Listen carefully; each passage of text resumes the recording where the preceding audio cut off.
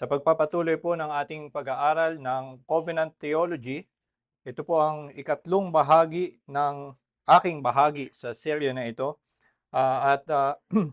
Ang naging topic ko nga for the past 2 Sundays ay understanding different views. At ito ay sa layunin na tunay nating maunawaan kung ano talaga yung posisyon na tinatawag na 1689 Federalism na kami ang pinangahawakan namin ni Pastor Diego.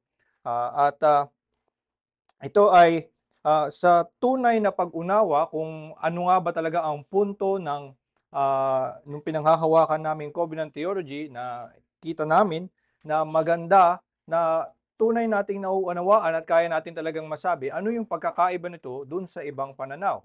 At kapag nalaman natin yun, dun natin masasabi meron tayong tunay na pag-unawa kung ano ang pananaw na ito.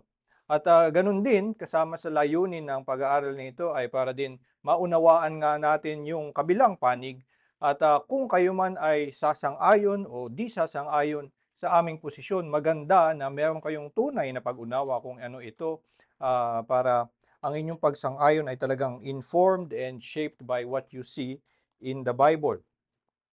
At sa nakaraan nga, sa part 2, doon natin napag-aralan kung ano ang difference. Sa part 1 ay meron munang introductory lesson na gusto ko lang sagutin kung bakit merong mga iba-ibang pananaw. At last week ay doon ko na inilatag kung ano nga ang pagkakaiba ng 1689 Federalism doon sa tinatawag na Covenant Theology ng majority of the Reformed view na nakabase sa Westminster Confession. At bilang isang review, ito nga ang sinabi natin at napag-aralan natin last week, the main point of difference ng pagkakaiba between 1689 Federalism and Westminster Federalism ay tungkol sa kung anong pananaw nila sa Old Covenant.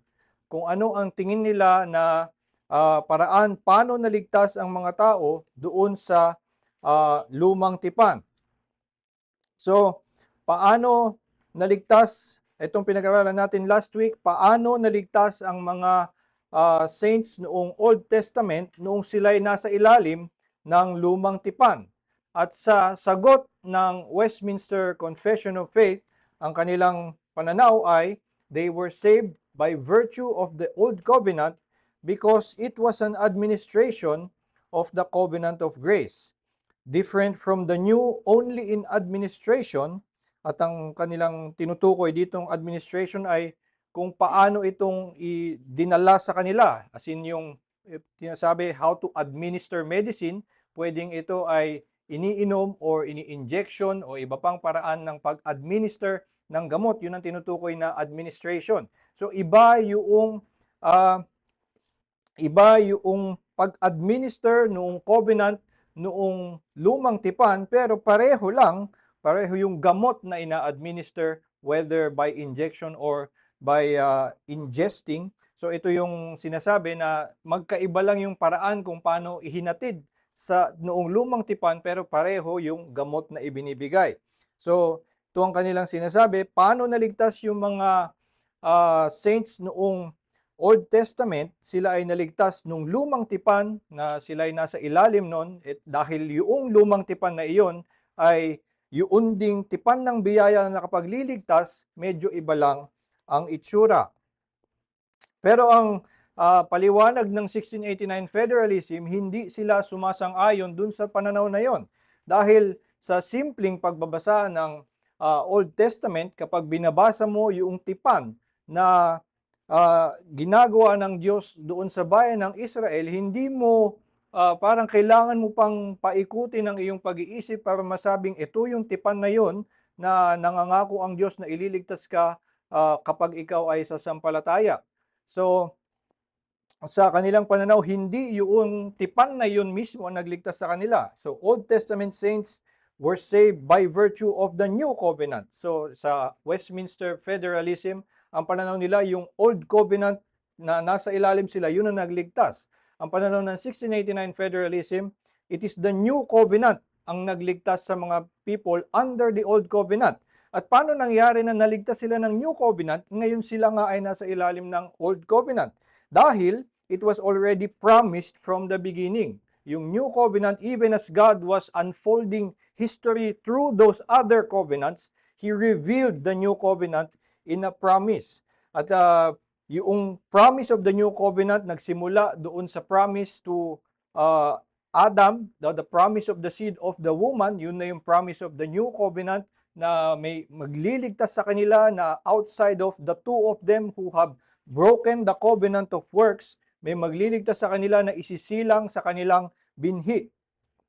At so ipinangako na yun noon pa lang una, at doong pagdating ng lumang tipan, doon sa panahon ng bayan ng Israel, there was a progression of that promise. It was more clearly revealed by the time of the Old Covenant, yung plano tungkol sa magliligtas na Mesiyas sa kanila. Pero hindi pa rin yung tipan na yon ang nagligtas sa kanila.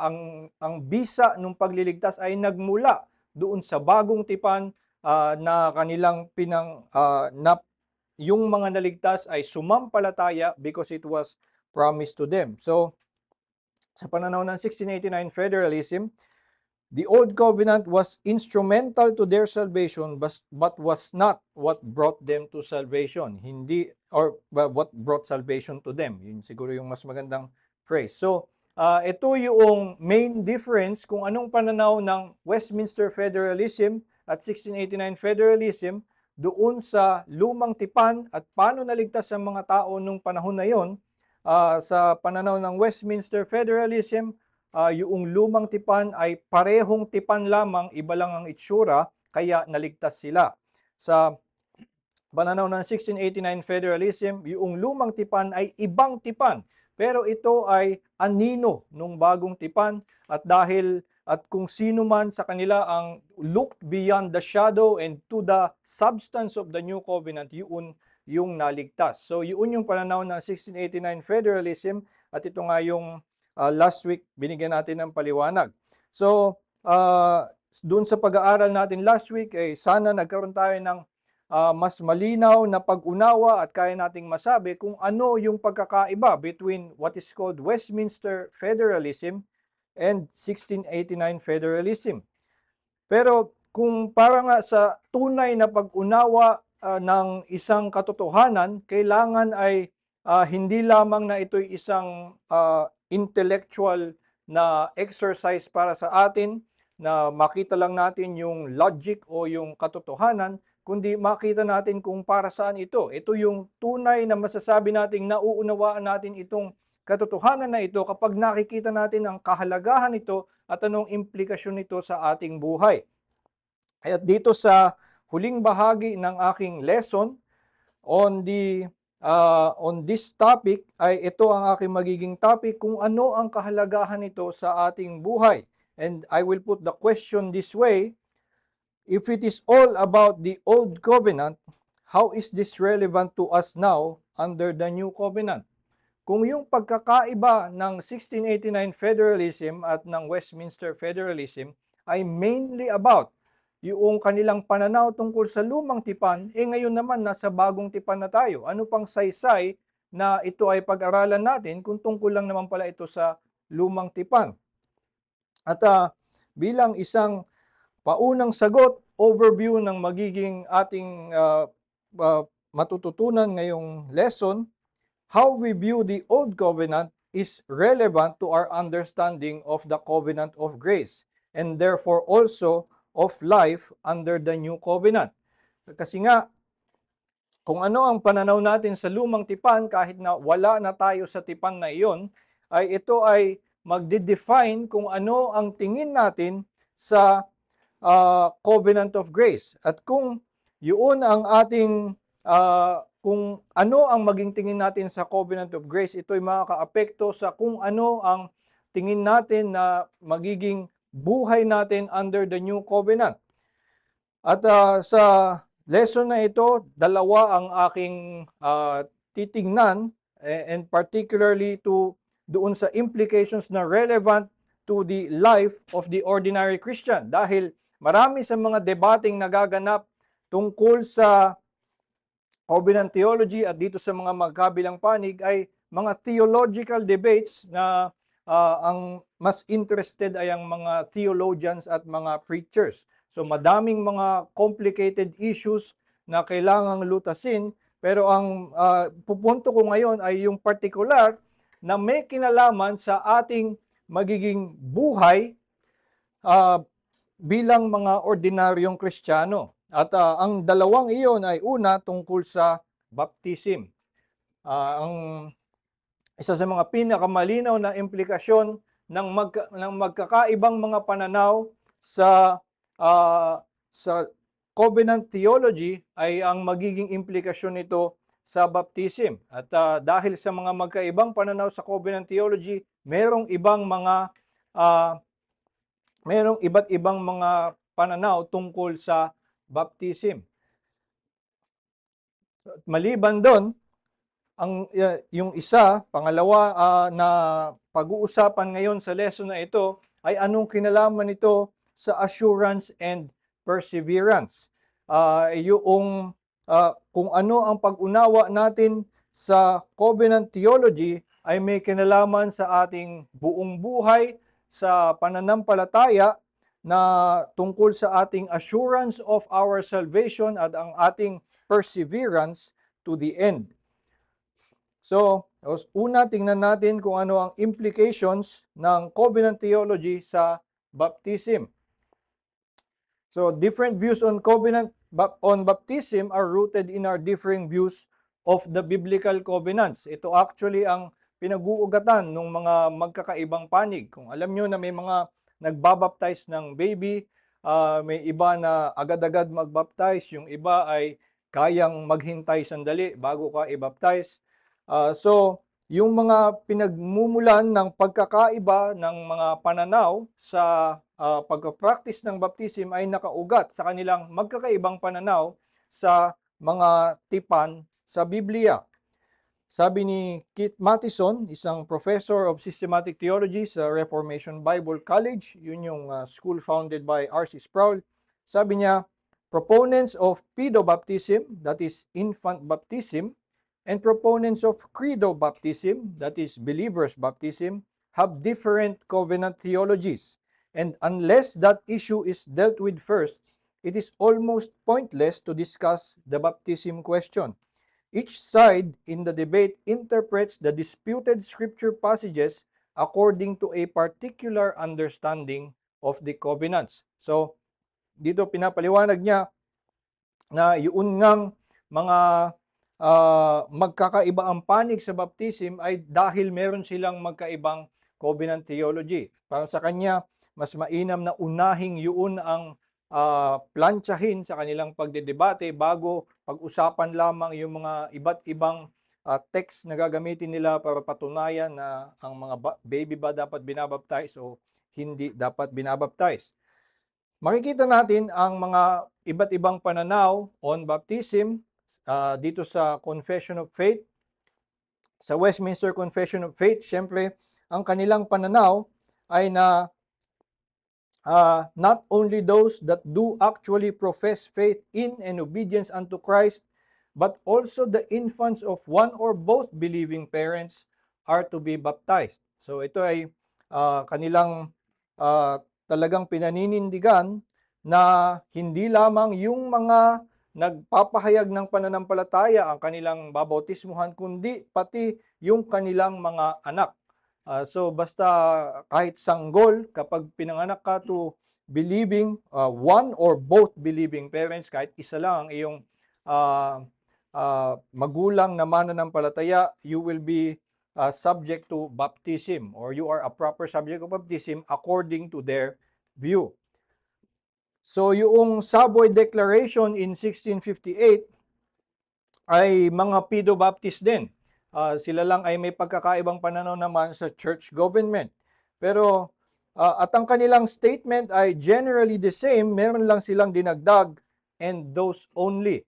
So sila lamang yung mga believers, their children, and those only. So makikita natin na siguro nagkaroon ng mga issue dahil nga kung ang pinagbabasihan ng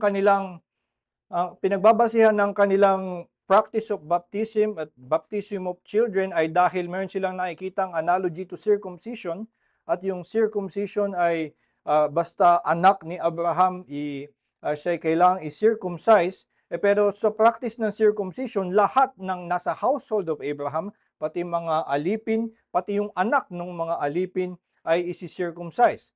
So, kung ganon, i-apply din ba yon pati sa baptism? At nanindigan, at least sa mga congregationalists, na idagdag hindi. Ang kasama lamang sa baptism ay yung believing parents and their children. Kaya dagdag nila, and those only.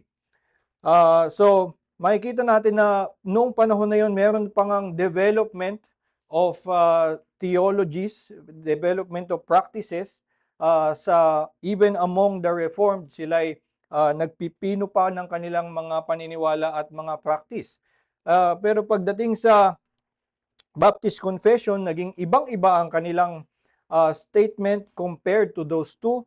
Kung nakita natin yung kanina, medyo pareho lang, may dinagdag lang na last phrase. Pero dito, iba lahat at the opposite of what they say. Sabi, those who do actually profess repentance towards God, faith in and obedience to our Lord Jesus Christ are the only proper subjects of this ordinance.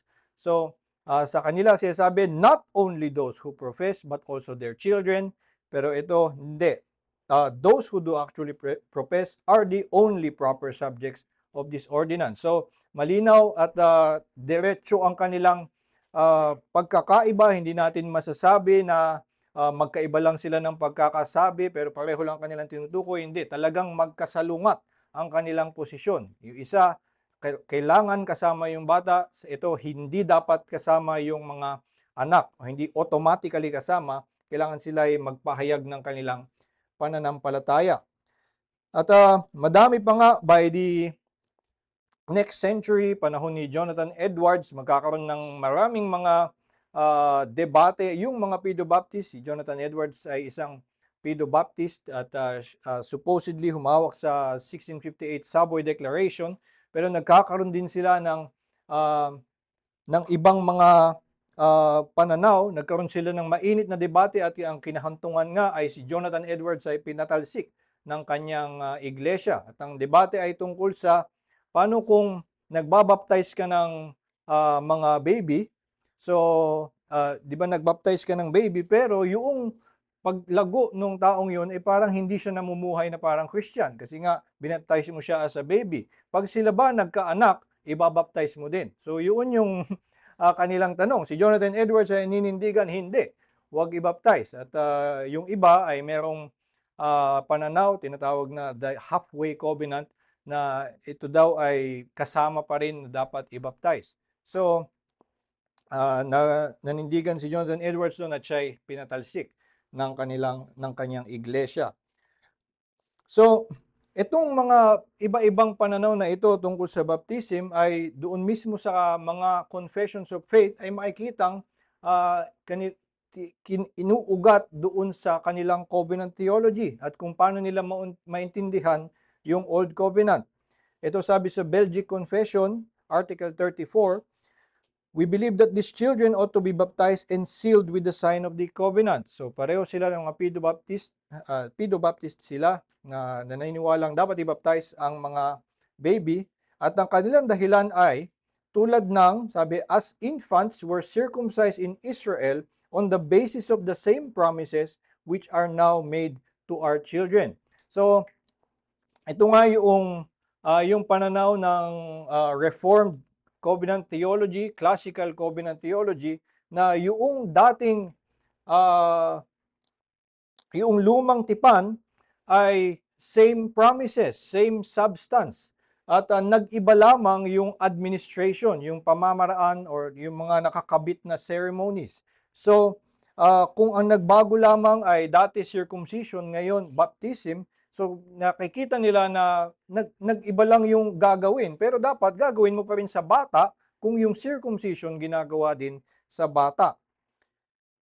Ito rin ay sinasabi sa Heidelberg Catechism, are infants also to be baptized? Sabi, yes, since they as well as their parents belong to the covenant and people of God. So, kita natin na ito ang pinanggagalingan ba't sila naniniwala na dapat i-baptize ang mga anak ng mga mananampalataya dahil sila din ay kasama daw dun sa tipan and the people of God. At ito'y prinsipyo na nakuha nila from the Old Covenant dahil naniniwala sila na yung Old Covenant is the same kind of covenant na tayo ay under now.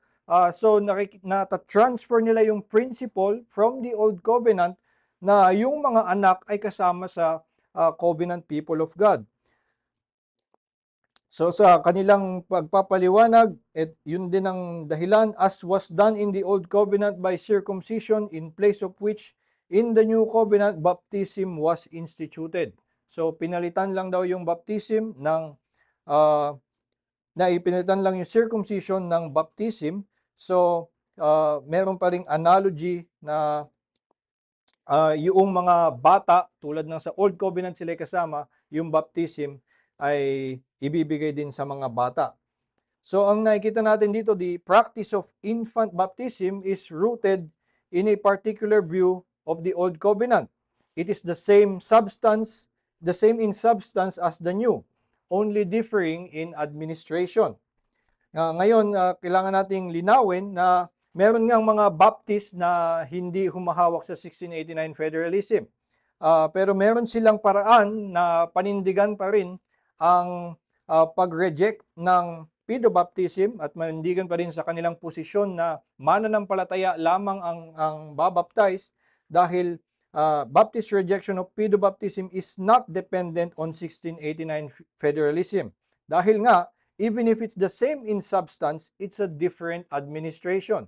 So, kinukuha pa rin nila yung parehong paliwanag paano naligtas yung mga tao noong lumang tipan, it's the same substance. Pero dahil nga meron namang sinasabi na itong bagong tipan ay iba na ang administration, meron ding mga nagbago sa administration. Dati din naman yung circumcision ay para lang sa lalaki. Ngayon kasama na ang mga babae. Dati yung circumcision ay nakaspecify, kailangan gawin mo only on the 8th day. Hindi naman ngayon wala nang specification kung pang ilang days from the birthday of the child kailangan siyang i-baptize. So meron nang nagbabago sa administration at sa Baptist, ginagamit nila ito ang ground para nilang sabihin, nag-iba na ang administration, hindi nakasama yung mga bata. Ngayon, sa pagdedebate, sasabihin ng mga infant Baptist, so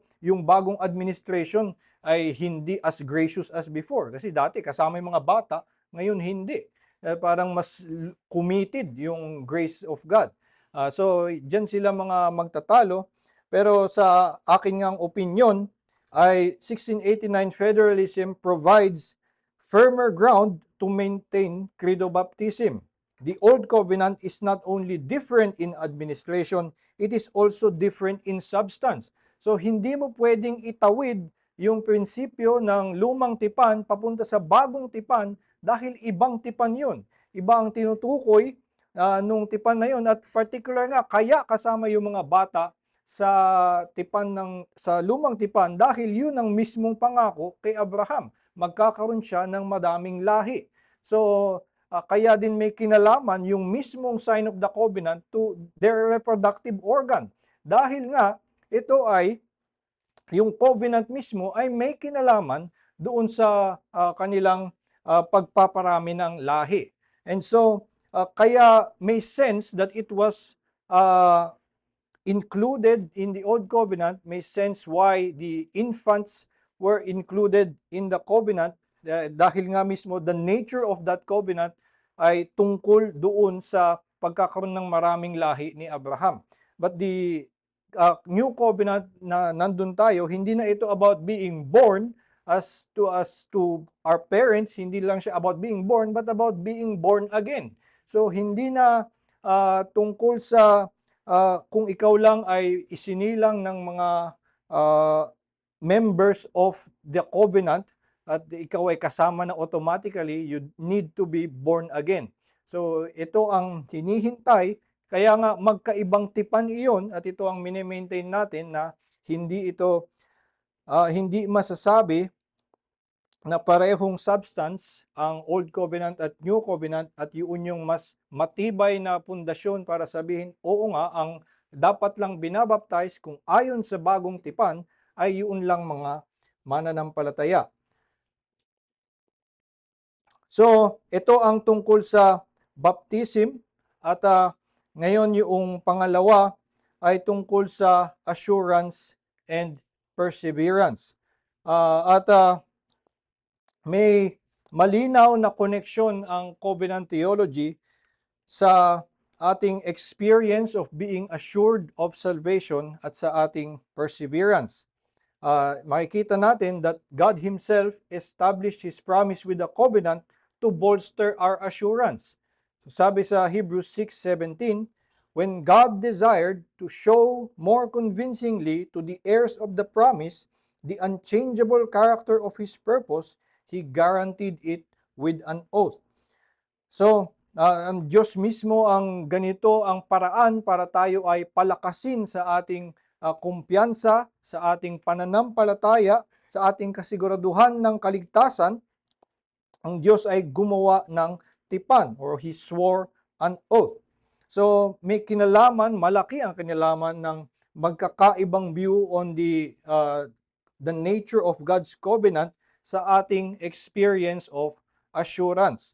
At makikita din naman natin ito sa buhay. At halimbawa, yung mga magnobyo na wala silang tipan, hindi pa sila kinakasal, ay hindi sila secure. Wala noong ganong kasiguraduhan, wala nung covenant promise na sila ay hindi maghihiwalay till death do them part, or for as long as they both shall live. Wala sila nung ganong pangakuan sa isa't isa. So, sa mga walang tipan sa kanilang relasyon, ang kanila pang pangako lamang sa isa't isa ay for as long as we still want to. Yun lang ang basehan ng kanilang pangako, hanggang dun lang ang kanilang security. Pero kapag nagpangakuan sila at sumumpa sa harap ng tao at sa harap ng Diyos na hindi sila maghihiwalay till death do them part, ay merong karagdagang assurance to both of them na sila nga ay magsisikap na magpatawaran, mag-ibigan for as long as they both shall live. At ito ang ginawa ng Diyos, He condescended to covenant with man, at ito ay ginawa niya to bolster our assurance. He guaranteed with an oath to show us more convincingly to the heirs of the promise the unchangeable character of His purpose. So, makikita nga natin sa Baptist Confession, chapter 17, sa statement on perseverance, na nakikita rin nila yung connection of assurance and perseverance doon sa covenant of God. Sabi sa ating confession, this perseverance of the saints depends not upon their own free will, but upon the immutability of the decree of election, flowing from the free and unchangeable love of God the Father, upon the efficacy of the merit and intercession of Jesus Christ and union with Him, the oath of God, the abiding of His Spirit, and the seed of God within them, and the nature of the covenant of grace, from all which ariseth also the certainty and infallibility thereof. So nakikita nila kung ano ang pinagmumulan ng kakayanan ng isang mananampalataya na manatili sa pananampalataya hanggang sa huli, at kung saan din nanggagaling yung kanilang kasiguraduhan tungkol sa kanilang pananampalataya. Ito ay nakabase, ang in-underline ko dito, marami silang sinabi, pero kanilang nakikita yung connection sa oath of God and the nature of the covenant of grace. So, ayun nga, kung ikaw ay may iba't ibang pananaw on the nature of the covenant of grace, magkakaroon ka ng iba't ibang pananaw on, magkakaroon ito ng implication on your assurance. Kung sa nakita nga natin sa Westminster Federalism, ang kanilang pananaw, yung covenant of grace or yung Old Covenant ay also an administration of the Covenant of Grace.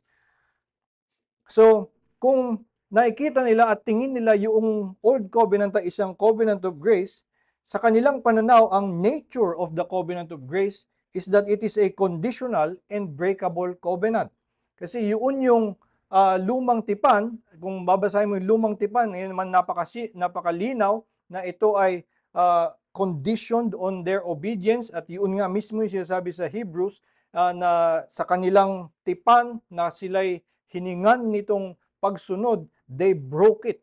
Ito ang sinira nila yung tipan na iyon dahil nga napakataas nung hinihinging kondisyon, hindi nila talaga ito nagawa. It was a conditional and breakable covenant, at sa Westminster Federalism na naniniwala na yung lumang tipan is a covenant of grace, sa kanilang pananaw, ang covenant of grace is a conditional and breakable covenant. Of course, sa 1689 Federalism, yung Covenant of Grace ay hindi at all masasabing katulad ng Old Covenant. Sa kanilang pinaninindigan, hindi ito magkapareho. They are very substantially different. So sa 1689 Federalism, it is an unconditional and unbreakable covenant.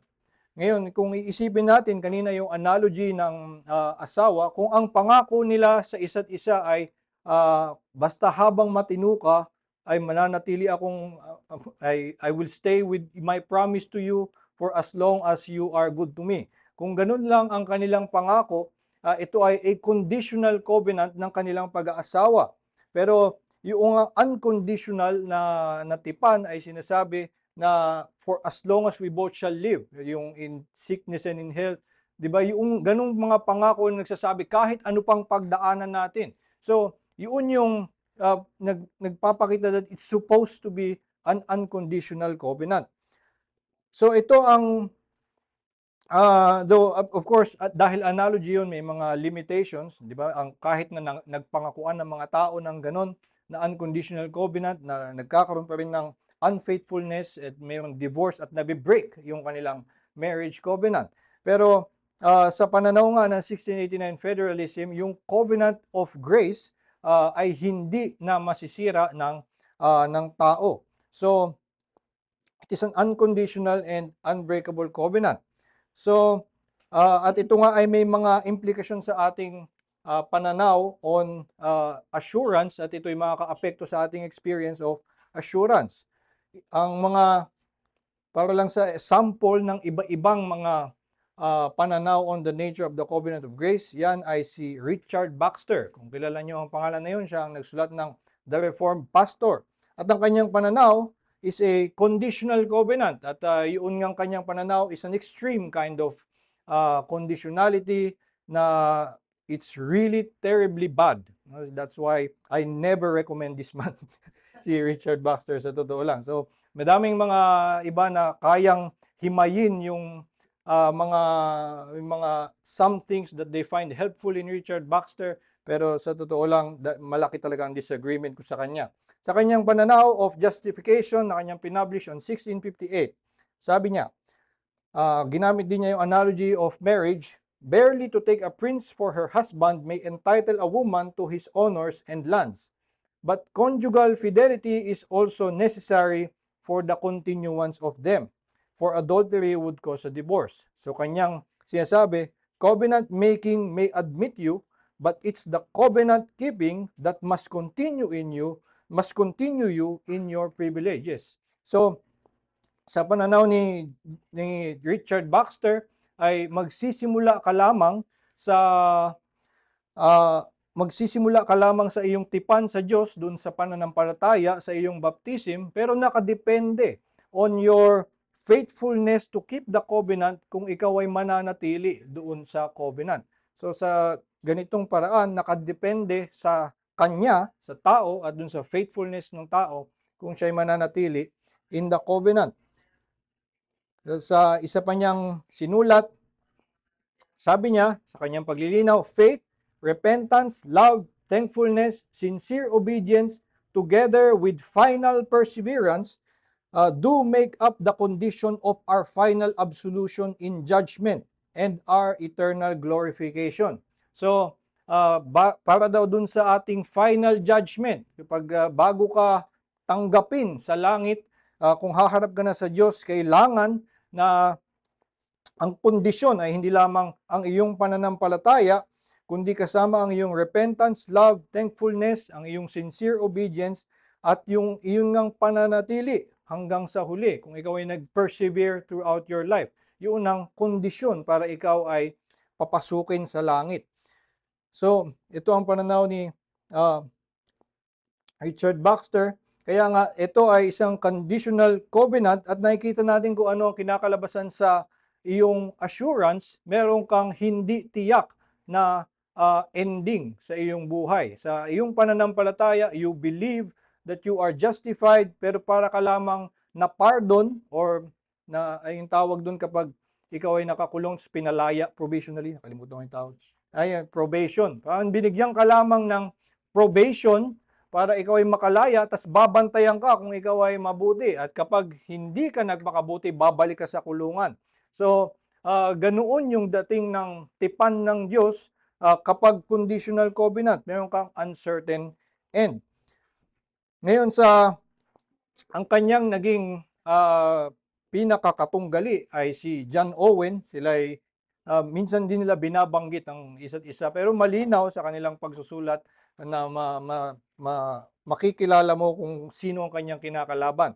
At si John Owen, sa kanyang sinabi, nung kanyang pinagninilay-nilayan yung tipan, sabi niya, in the description of the covenant here, sa Hebrews, ito nga ay mula sa kanyang commentary on Hebrews, in the description of the covenant here annexed, there is no mention of any condition on the part of man, of any terms of obedience prescribed unto him, but the whole consists in free, gratuitous promises. At ang kanyang paliwanag, paano niya nasabi yun? Sabi niya, there is nothing that can be thought or supposed to be such a condition. So sabi niya, kahit na siguro hindi lang binanggit yung condition, pero dapat isipin natin kung ano yun. Sabi niya, hindi. There is nothing that can be thought or supposed to be such a condition, but it is comprehended in the promise of the covenant itself. For all that God requires in us is proposed as that which Himself will effect by virtue of this covenant. So ang ibig sabihin, ang pinagtutukoy nga niya dito ay nasa Hebrews 8. At sinabi doon sa bagong tipan, ang pangako ng Diyos ay I will write the law in their hearts. At ito ay kanyang pangako na gagawin niya, I will make them walk in my statutes. So sinasabi ng Diyos, ito ang gagawin ko. Hindi niya sinasabi na gawin niyo ito at kayo'y mananatili in the land. Yun yung Old Covenant. Ang kanyang bagong tipan na Diyos mismo nagsabing iba doon sa lumang tipan, ang kanyang pagsasabi na ang pangako niya, I will make them walk. At maliban doon, ang pinaka-essence of that covenant ay sabi niya na I will forgive your iniquity and remember your sins no more. So yun yung tipan ng Diyos. At kung sa lumang tipan, yung obedience is a condition for their tenure in the land, dito sa New Covenant, nangako ang Diyos that your disobedience, your sins will be forgiven. So hindi pwedeng maging condition uli yung obedience dahil nga ang kanyang mismong pangako ay disobedience will be forgiven and will be, sabi, I will remember them no more. So it is, ang sabi nga ni Owen, there is nothing that can be thought or supposed to be such a condition.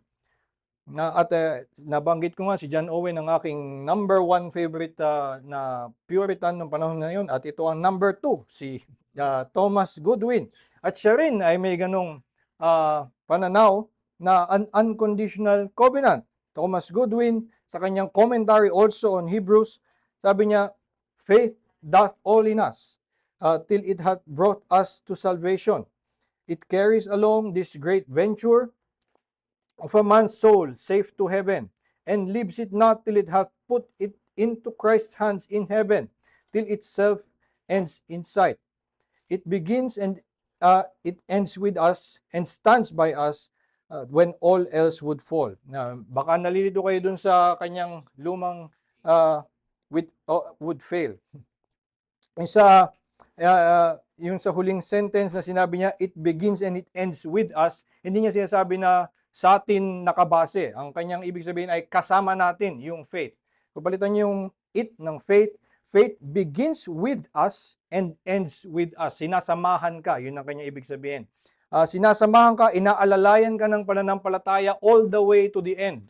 Yun ang kanyang tinutukoy. It begins and it ends with us and stands by us when all else would fail. So ito ang pananaw ni Thomas Goodwin, at ito nga hanggang sa pananaw ng dito sa si Louis Berkhoff, Systematic Theology, noong 1932, ang kanyang sabi, in the covenant of redemption, God gave His people to His Son as the reward. This reward was fixed from eternity and was not left contingent on any uncertain faithfulness of man. God does not go back on His promise, and therefore it is impossible that they who are reckoned as being in Christ and as forming a part of His reward can be separated from Him, and that they who have entered the covenant as a communion of life should fall out. So again, ito yung pananaw ng of an unconditional covenant na nagbibigay sa atin ng kasiguraduhan na tayo nga ay mananatili hanggang sa huli. At ito ay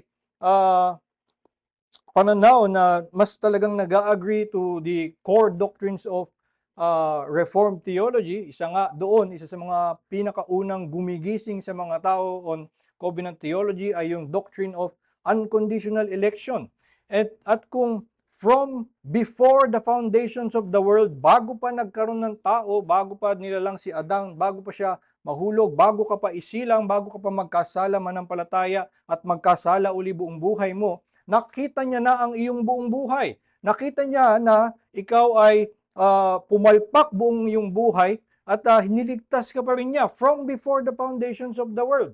So, imposible na ang covenant ng Diyos with you ay na sa simula ay by faith, pero pagkatapos nun ay nakadepende on your obedience. Ang pangako ng Diyos sa iyong patuloy na pagsuway ay hindi kita i-condemn, ikaw ay aking didisiplinahin, I will make you walk. At kaya nga meron tayong pananaw na pagdating sa langit, walang nagkakasala. Saan nanggaling yon? Na merong pananaw na ang tao ay kayang maging completely holy for eternity in heaven, nang hindi nagkakasala ever, walang inclination. Saan nanggaling yung ganyang klaseng eternal perseverance? Ito ay nagmumula sa Diyos, at tayo nga ay naniniwala na sa kapangyarihan ng Diyos at sa kanyang biyaya sa atin, tayo nga ay magpe-persevere up to for eternity. Ito ay nagmumula sa Kanya at hindi nakadepende sa atin. So, ito nga ang merong greater assurance doon sa pananaw of an unconditional covenant, which is one of the distinctive features of 1689 federalism, though na sabi ko nga before, malawak ang mga komplikado at masalimuot ang mga pagkakaiba ng mga pananaw sa covenant theology, at merong mga iba't ibang pananaw na may halo-halo, na merong mga Westminster view na niniwala sa unconditional covenant at kung ano-ano pa. Pero makikita nga natin, both the Westminster Confession of Faith and the London Baptist Confession of Faith ay nagpapahayag na the covenant of grace, sa covenant of grace, God freely offers unto sinners life and salvation by Jesus Christ. So hindi ba dito sa kanilang definition of what the covenant of grace is, it is an unconditional covenant. He freely offers us unto sinners life and salvation by Jesus Christ. At ang hinihingi niya ay faith that they may be saved. Hindi lang that they may be begun in the covenant or they may be now put into probation, given a blank slate and try to do better, kundi kapag sila'y sumampalataya, they will be saved. At also, kasama sa biyaya ng tipan is the promise to give unto all those that are ordained unto eternal life His Holy Spirit to make them willing and able to believe. So, sa parehong pananaw ng Westminster at Baptist Confession, it is an unconditional covenant. Pero dahil nga din sa kanilang insistence that the old covenant is the same in substance as the covenant of grace, nagkakaroon silang mapagkasya in na iba-ibang paraan para masabing it is conditional, it is also unconditional. Parang ganon sila magpaliwanag at minsan mahirap na nga sundan. So, kung yung conditionality of the old covenant is carried over to one's understanding of the nature of the covenant of grace, the ground for assurance erodes. Kasi nga, kung tinitingnan nila yung old covenant as an administration of the covenant of grace, pwede nilang, at may mga nagsasabing gano'n, na pareho lang din yung bagong tipan as also conditions of perseverance, of obedience para ikaw ay manatili sa tipan. Pero dahil nga doon sa pananaw that the covenant of grace is different in substance, at ito yung isa sa mga dahilan kung bakit, how we can say that it is totally a different covenant. The old covenant is very obviously conditional. The covenant of grace is unconditional. Kaya doon pa lamang may malinaw na sila ay magkaibang klase ng covenant. So, this unconditional covenant, kapag tayo niniwala sa ganitong klaseng tipan na nagliligtas sa atin, dito ay ginagamit na salita in the confession, it is an infallible assurance. So, ang usual na nagiging tugon sa ganitong pananaw, hindi ba yan nagbibigay ng false security or nagiging tamad na at wala nang pakialam para ikaw ay maging masunurin pa rin? At ang ginamit na term ay injurious to godliness. Hindi ka na magiging masigasig para maging banal. Well, dahil nga for 1689 federalism, the new covenant alone is the covenant of grace. The old covenant is an entirely different covenant. Ang common objection ay, una, ito'y inaalis daw yung grace and gospel from the Old Testament. Dahil nga sinasabi ng 1689 federalism na yung new covenant lang ang covenant of grace, yung old covenant hindi yung covenant of grace, yung immediate na kanilang naiisip. So ibig mo sabihin, walang grace or walang gospel noong old covenant. Pero sinasabi nga natin na hindi, magkaiba na sabihin may grace nung panahon na yon at sabihin na yung old covenant is a covenant of grace. Yun lamang ang sinasabi ng 1689 federalism, that covenant is not an administration of the covenant of grace. Nevertheless, the gospel and grace was promised to them, and so they were accepted into the new covenant even as it was not yet established. So, ito yung sagot dun sa common objection na una. Pero may pangalawang common objection na dahil nga pinag-iiba yung old covenant at new covenant, meron din nagsasabi na inaalis daw natin ang law at minamaliit ang pagsunod sa bagong tipan. Sa yun yung nagiging dating sa kanila na sa pananaw ng 1689 Federalists, especially calling it an unconditional covenant, ay ito ay nagmamaliit ng kahalagahan ng pagsunod. Pero kung titignan natin, ito nga din ay pananaw siyempre ng 1689 Federalists in accordance with the confession, naniniwala na ang batas, the moral law, doth forever bind all. Ito ay forever na nagbibigay sa atin ng obligasyon na tayo ay magsunod. At sinabi din sa huling paragraph, neither does Christ in the gospel anyway dissolve but much strengthen this obligation. So, naniniwala tayo dyan, hindi nawala yung obligasyon to obey. May sinabi pa dito, it forever binds all as well justified person as others. So, yung ding mga people who are already justified, they are still bound to obey the law. Pero ito yung nililinaw at muli nakakatulong yung understanding of covenant theology. In what sense, as Paul says, we are not under the law. Diba? That is a common phrase that you read from Paul. In what sense we are not under the law? At ito ang sinasabi ng Baptist Confession, the true believers are not under the law as a covenant of works. So again, ina-affirm pa rin na the law is of great use to them, that is to believers, patuloy itong may gamit. It directs and binds them to walk accordingly. So ito'y nag-uutos sa atin, yung batas ay nagtuturo sa atin kung paano tayo dapat mamumuhay, and also it discovers the sinful pollutions of their natures. So the law still continues to reveal the sin of believers. Pero nga, ang context ng lahat ng pag-affirm of the use of the law ay itong nilinaw, true believers are not under the law as a covenant of works to be thereby justified or condemned. Ang mga mananampalataya ay hindi na nasa ilalim ng batas as a covenant of works. At sabi, hindi na ito magiging condition for their justification or their condemnation, their life or their death. So hindi nakabase sa batas na para bang isang conditional covenant na ang ating magiging buhay in the new covenant. Sa pagpapaliwanag, ang ginamit nga na salita, not under the law as a covenant of works to be thereby justified or condemned. The law and obedience to it does not determine or is not a condition whether believers are justified or condemned. At ang masasabi natin, ibig sabihin niyan, the new covenant is unconditional and unbreakable.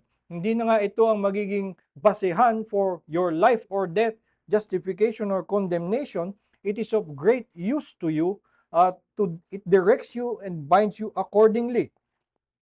Isang paraan ng pagpapaliwanag ng Belgic Confession tungkol dyan, we are indebted to God rather than He to us for the good works we do, since it is He who is at work in us, both to will and to work His good pleasure. So, ang punto nito ay hindi maaaring maging basehan ng tipan ng Diyos ang iyong paggawa. Siya nga nagbibigay sa iyo ng gawa. Bakit doon nakabase yung kanyang tipan sa iyo? So, hindi mangyayari na yung gawa mo ay magiging dahilan, wow, ang galing mo naman, bibigyan kita ng pagpapala at kaligtasan. Kundi, ang sinasabi nga, we are not indebted, tayo ang magkakaroon ng utang sa Kanya dahil siya nga ang nagkaloob sa atin nun. So, itong pananaw na ito ay usually may mga gaytong tugon about the unconditional covenant na ito nga ay maaaring mag-lead to false security and injurious to godliness.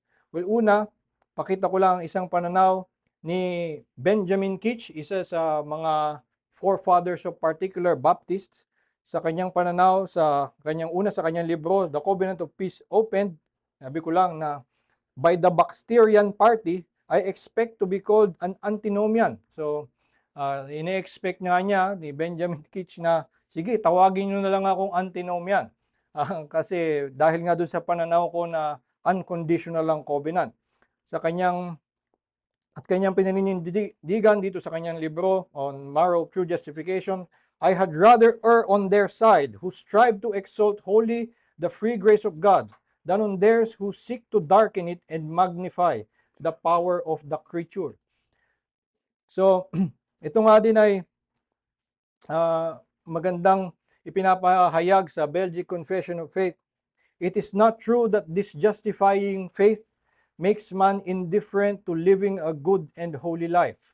On the contrary, without it, no one would ever do anything out of love for God, but only out of self-love or fear of being condemned. Iyon yung mahalagang punto o ni conditional covenant. So sinasabi nila na kailangan nating maunawaan na conditional ang covenant, dito tayo magkakaroon ng motibasyon para sundin ang mga kautos ng Diyos. Pero itong pinanindigan sa Belgic Confession, hindi totoo na yung pananampalataya na may kasiguraduhan na ikaw nga ay inaring ganap na ng Diyos ay mangyayaring tatamarin kang or mawawalan ka ng gana at pakialam na mamuhay ng banal. Dahil nga, kung tingin mo ang iyong paggawa ay magiging basehan ng iyong kaligtasan, ay lagi kang matatakot kung sapat ba ito ba'y tatanggapin ng Diyos, alam ko naman na madumi pa rin. So either isipin mo na lang na hindi, bababaan ng Diyos ang kanyang standard. So binali mo ang covenant of works or minaliit mo ang batas ng Diyos, or sasabihin mo lang hindi, maganda na enough ang mga ginagawa ko para sa Diyos. So again, ito ay hindi the reformed position, at ang kanilang napapaliwanag ay na yung kung ating mauunawaan kung ano talagang hinihingi sa atin ng kautusan, ay hindi naman lamang na to perform certain duties, to do certain actions. Sabi sa Deuteronomy 28 ay na doon meron ka makikitang listahan ng mga napakatinding mga parusa sa disobedience. At ang sinabi ng Diyos, because you did not serve the Lord with gladness. Dahil hindi mo ito ginawa ng may kaligayahan, or yung kinagalit din sa Isaiah na they worship me with their lips but their hearts are far from me. So, ginagawa mo lang ang mga iniuutos ng Diyos dahil natatakot ka or natatakot ka sa galit ng Diyos, natatakot ka to be condemned. Hindi mo nagawa yung hinihingi ng batas, actually, to love God with all your heart and to serve Him with gladness. Kung ganun ang hinihingi sa atin, hindi sapat ang takot sa Diyos, takot na ikaw ay baka makondemned para ikaw ay makagawa ng mabuting pag-ibig. Ang tunay na pagmumulan nito ay ang iyong kasiguraduhan na ikaw ay ligtas, ikaw ay iniibig ng Diyos, at doon manggagaling ang iyong sigla, ang iyong motivation to obey. At bilang pagtatapos, babasahin ko lang isang mahabang paragraph from the Canons of Dort that explains this, or at least rejects that error. Sabi niya, sa Canons of Dort, Doctrine 5, Error 6, we reject the errors of those who teach that the doctrine of perseverance and the assurance of salvation from its own character and nature is a cause of indolence and is injurious to godliness, good morals, prayers, and other holy exercises, but that on the contrary, it is praiseworthy to doubt. So, may mga gaytong nagsasabi na kapag nagtuturo ka ng assurance of salvation, mawawalan na ng gana sa paggawa ng mabuti. At kaya nga mayroon ding mga nagtuturo, maganda na hindi ka sigurado. So may nagsasabi, it is praiseworthy to doubt. At sabi ng Canons of Dort, we reject this error. At kanilang pahiliwanag, bakit? For these show that they do not know the power of divine grace and the working of the indwelling Holy Spirit. They contradict the Apostle John, who teaches the opposite with express words in his first epistle. Beloved, now we are children of God, and that it has not yet been revealed what we shall be. But we know that when he is revealed, we shall be like him, for we shall see him as he is. And everyone who has this hope in him purifies himself, just as he is pure. So, sinabi mismo ni John, in strong terms, you are very sure of your future. Ikaw ay ngayon makasalanan, we are not yet like that, but we know that when He is revealed, we shall be like Him. So ito ang sinasabi ni John, very assured of what will happen in the end, even as you are now still a continuing sinner. And everyone who has this hope, yung may ganitong pag-asa, sila yung masasabing they purify himself just as he is pure. Dahil nga meron silang matibay na pag-asa na totoo at sigurado ang kanilang kaligtasan, mas meron silang sigla na magpasalamat at sumunod sa kautusan ng Diyos. Sabi, furthermore, these are contradicted by the example of the saints, both of the Old and the New Testament, who though they were assured of their perseverance and salvation, were nevertheless constant in prayers and other exercises of godliness. So ito yung ang sagot dun sa mga concerns about the unconditional covenant and masyadong madaming grace and assurance. It is actually the root of yung true love and gratefulness to God.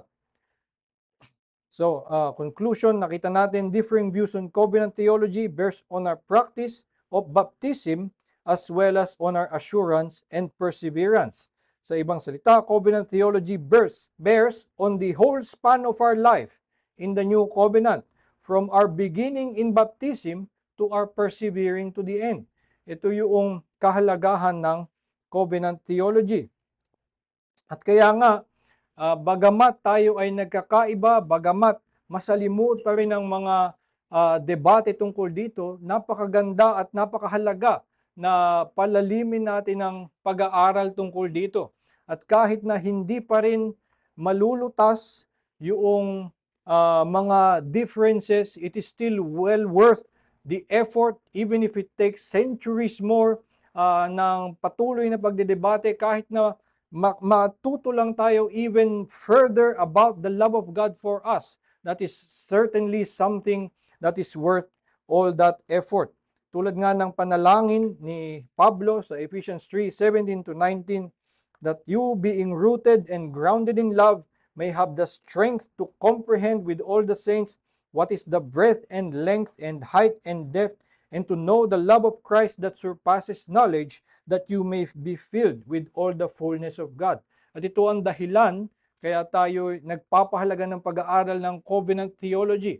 Kahit ito ay masalimuot, kahit tayo patuloy na nagkakaiba, even after centuries of studying this, patuloy tayong nagpapalalim sa kaalaman na ito dahil nga nais natin na makatanggap pa ng kaalaman tungkol sa pag-ibig ng Diyos sa atin. At kahit konting karagdagan sa ating kaalaman, isang napakalaking kaligayahan para sa atin. So ito ang yung implications of covenant theology. Nabanggit ko nga, maraming other issues na kaya interested ng maraming theologians sa covenant theology, issues of preaching, issues of the law, the Sabbath, yung tithing, yun yung mga kasamang issues na tatamaan din sa covenant theology.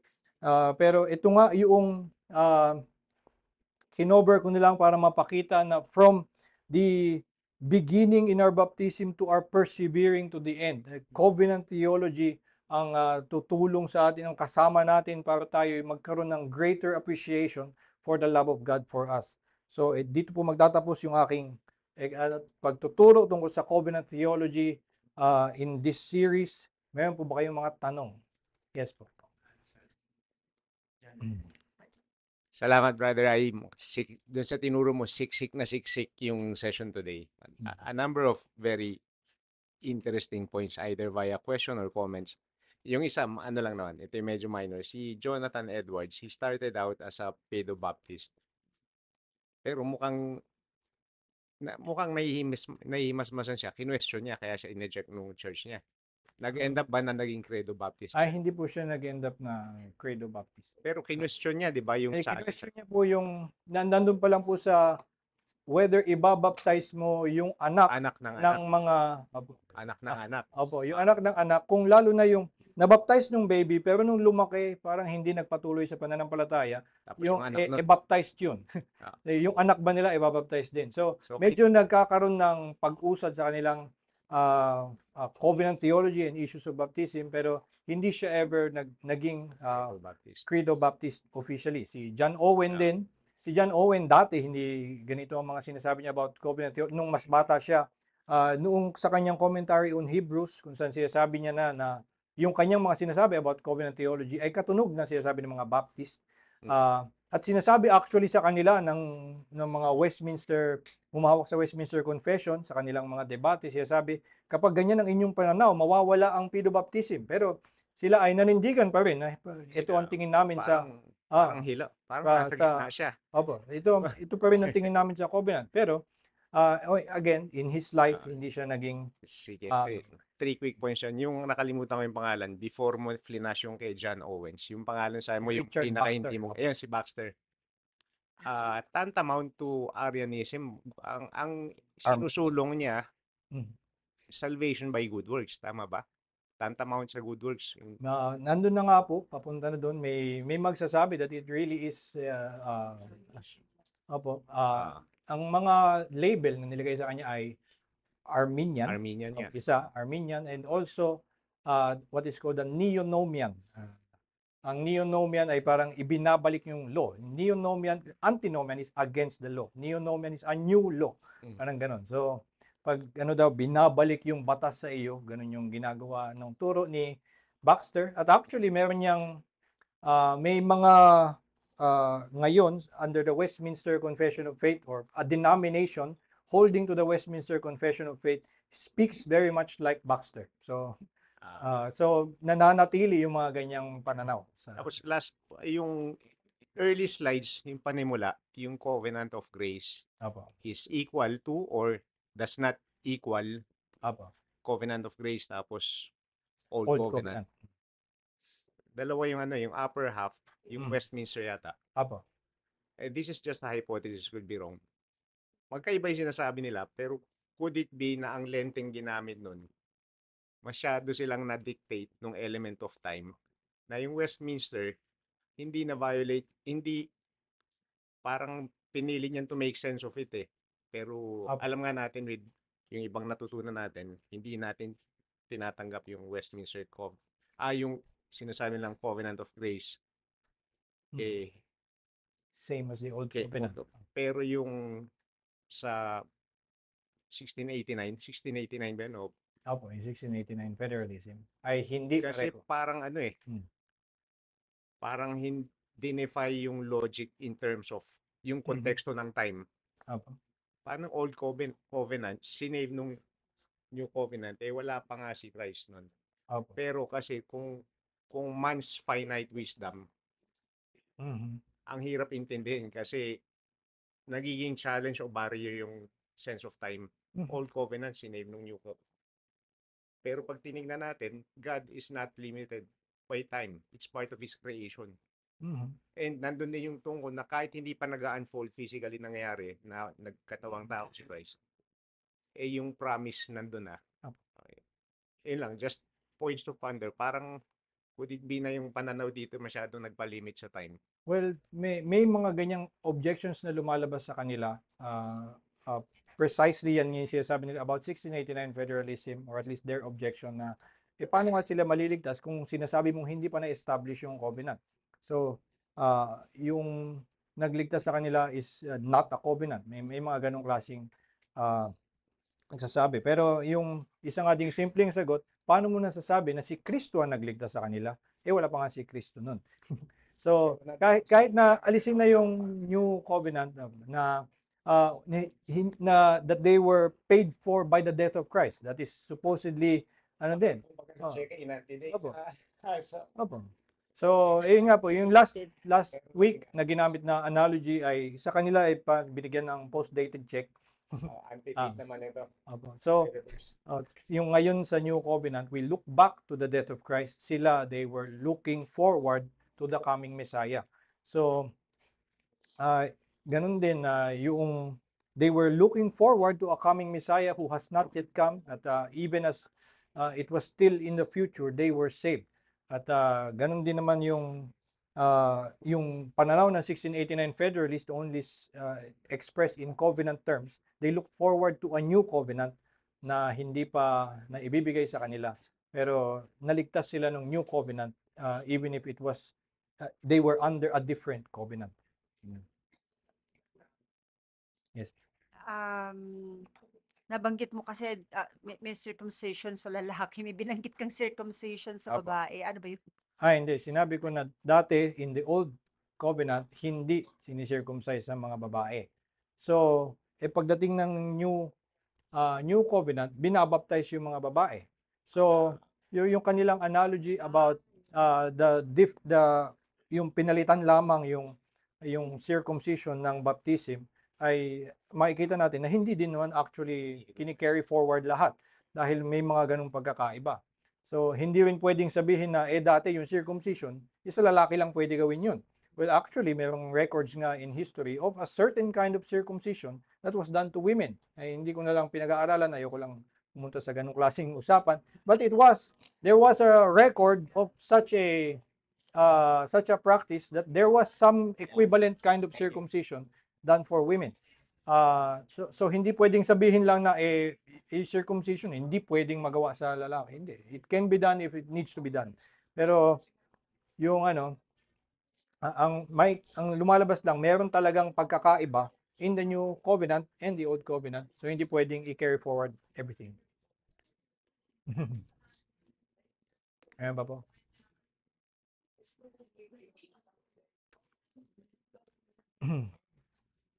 Ayan pa po ba? Question? No? Okay, so time na rin. So tayo nga po ay manalangin.